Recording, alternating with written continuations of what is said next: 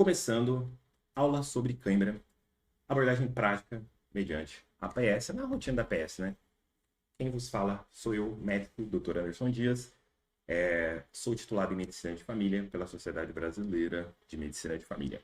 Vamos ser bem objetivos para a gente entender um pouco sobre isso. Bom, então como que nós estudaremos esse tema? Nós vamos estudar isso em poucos minutos, vendo, primeiro, definição, a investigação pela história, a investigação pelo exame físico, a investigação no exame de imagem, exames laboratoriais e os tratamentos, desde suplementação, reposição, medicamentosos e adjuvantes comportamentais, certo? Bom, passando pela definição rapidamente, a cãibra nada mais é do que uma contração muscular súbita, involuntária e dolorosa de caráter transitório, certo? E na investigação, o que a gente precisa fazer? Assim como qualquer doença que a gente se depara aí na nossa prática clínica, a gente precisa fazer uma história detalhada, preferencialmente direcionada, um exame físico direcionado. Então, no caso da cãibra, a gente precisa incluir informações como o quê? Qual a frequência dessas cãibras? É recorrente? Há quanto tempo? É crônica? É aguda? Começou agora? Tem associação com exercício ou não? Histórico de outras doenças? Histórico de medicamentos é muito importante. Saber se o paciente se alimenta bem, se ele tem uma adequada hidratação e há quanto tempo começou, né? Que a gente falou do agudo ou crônico. Na investigação, na parte do exame físico, nós precisamos fazer principalmente uma avaliação neurológica, ver se o paciente não tem nenhum outro sintoma neurológico associado à cãibra, porque o músculo tem esse complexo, né? Placa motora, músculo, então pode ter questões neurológicas associadas à cãibra. Então, ver se o paciente não tem dor de cabeça, se o paciente não teve nenhum déficit motor, que também começou a aparecer junto com a cãibra. E isso daí pra gente não comer bola nesses casos, certo? Aí, as investigações por imagem, elas ficaram principalmente nesses casos que apontarem alguma lesão neurológica.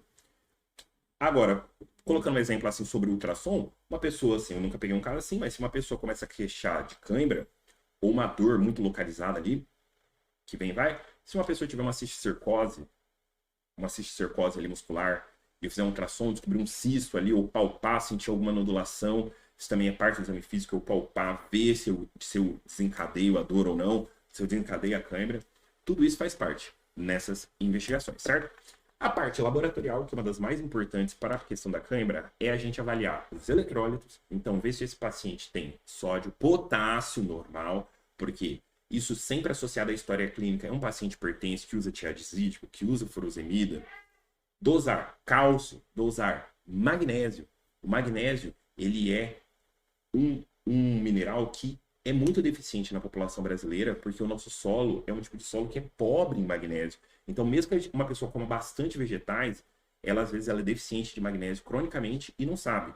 E então, nesses pacientes, às vezes até fazer um teste terapêutico com suplementação de magnésio, principalmente se ele tiver algum sintoma cognitivo de memória, ou se tiver alguma alteração intestinal, essas coisas a gente pode pensar em suplementar o magnésio. Sintomas depressivos também, é interessante a gente pensar em suplementar o magnésio para essa pessoa ver se ela vai ter alguma melhora. É muito importante a gente avaliar a função renal. Função renal por quê? No paciente renal crônico, ele pode ter uma dificuldade no controle dos eletrólitos no sangue, principalmente sódio e potássio. E o potássio a gente sabe que ele é um dos vilões aí na cãibra. E diabetes por conta. Tem paciente que confunde, então a glicemia glicosilada é um paciente diabético. Porque tem paciente que confunde a cãibra com outros tipos de dores. Ele vai falar, nossa, doutor, tem um negócio que me dá lá um calor na perna. Não é uma cãibra. Pode ser uma parestesia. Ah, é um negócio bem formigando. E aí, se o paciente é diabético crônico, e eu tenho essa história, eu vou descobrir, né, na história lá no início, né, que não é uma cãibra, e eu vou pensar em tratar a neuropatia. Nós vamos contemplar isso nos nossos tratamentos. E o hipotireoidismo também tem que ser investigado, porque a função tireoidiana tem que ser investigada, principalmente por causa do hipotireoidismo. Porque uma das coisas que o hipotireoidismo pode dar é diminuição do tônus muscular. E a pessoa confundir esse sintoma com a cãibra, certo? Feito essa parte do diagnóstico realizado, a gente vai fazer um tratamento muito mais acurado do que eu pegar e falar, tá com cãibra? Toma isso aqui. Toma aqui. Não, você tem que tentar distinguir qual a causa dessa cãibra. Qual é, pelo menos, a melhor causa probabilística. A medicina, é uma ciência que não é exata, é uma ciência de probabilidades. Então, se eu vou afinando para um diagnóstico mais provável e eu já faço um tratamento ali, a minha chance de acertar, de ter mais acurácia, é maior, certo? Agora, qual que é o tratamento primordial para uma pessoa que tem cãibra? É o tratamento primordial para várias doenças. Eu vou ter que ver se ela tem uma hidratação adequada, eu vou ter que ver se ela tem uma dieta variada, se ela come diferentes vegetais, se ela come frutas diferentes para comer diferentes minerais, certo? E para ela ter mais chance de ter contato com os eletrólitos. Coloco um asterisco na questão do magnésio, por quê? Porque o nosso solo é pobre em magnésio. E não é muita gente que come castanhas, que é algo que é mais rico. Não é muita gente que come girassol, castanha, semente de girassol, que é rico em magnésio. Então, é sempre um trunfo magnésio na cãibra. Agora, os tratamentos das deficiências. Seja pela suplementação dos eletrólitos, seja por algo que eu diagnostiquei nos meus exames, eu ir lá e tratar. Então, o magnésio, ele é muito eficaz, principalmente nos casos de gestantes, em indivíduos que eu fui lá e dosei o exame e comprovei que ele tem deficiência de magnésio. Vou fazer mais um adendo do magnésio, vocês viram que eu vou falar muito sobre magnésio aqui. Faço um adendo do magnésio que muitas vezes a gente vai fazer o exame de sangue de magnésio de uma pessoa e o exame de cálcio, e como o exame de sangue ele dosa esses minerais no sangue, e eles estão muito presentes onde? O cálcio e o magnésio. Estão presentes onde? Lá no osso. E existe um turnover muito grande de magnésio e cálcio. E aí a pessoa, o que acontece? Você dosa no sangue vai estar normal, mas a pessoa é deficiente, mesmo estando normal. O cálcio, especificamente, não acontece tanto isso. Porque o cálcio, muitas vezes, a gente vai dosar, ele está muito alto, e aí eu vou suspeitar de quê? De neoplasias, que estão comendo muito o osso da pessoa, tá com o turnover aumentado, e aí vai ter excesso de cálcio, vou suspeitar de neoplasias ou de hiperparatiroidismo primário, né? Agora, no caso do magnésio, às vezes a pessoa é deficiente de magnésio, tem dificuldades no sono, indução do sono, que é outro sintoma que acontece no magnésio, e a pessoa dose exame, o magnésio dela tá normal. E fazer o teste terapêutico não vai ser uma má escolha, porque o magnésio até é algo barato. Então, o cálcio, potássio. O potássio não tem esse problema, porque o potássio é o rim, né, que faz esse controle. E a pessoa pode tomar algum remédio que realmente depleta esse potássio ou eleva esse potássio, certo? A vitamina B12 é muito interessante por conta que, assim como o diabetes tipo 2 crônico, né, a pessoa pode ter a neuropatia periférica em luva e bota, né? E aí você, na história clínica, você perguntou isso, distinguiu que não era cãibra na verdade, que eu já falei, os pacientes confundem cãibra com outros sintomas, é uma das doenças que os pacientes confundem com outros sintomas, e aí, se eu comprovei a deficiência, ou suspeitei, porque ele tá com uma anemia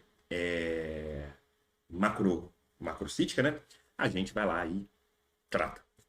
Aí os tratamentos medicamentosos, que arsenal que a gente pode fazer? A gente pode fazer relaxantes musculares, não tem no SUS, mas são medicamentos baratos, atentar às contraindicações, fazer ciclobenzaprina. A ciclobenzaprina não é bom fazer de uso contínuo. Posso fazer uso pontual, principalmente se for a pessoa que tem cãibra relacionada a exercício. No dia que eu trabalho, a pessoa trabalha só de temporada, lá no final de semana. Aí fala, nossa, aí no domingo eu fico com a cãibra. Eu posso fazer a ciclobenzaprina, explicar para a pessoa para ela se hidratar melhor durante o trabalho, dela fazer algumas outras medidas que a gente vai falar, que é os alongamentos antes do trabalho.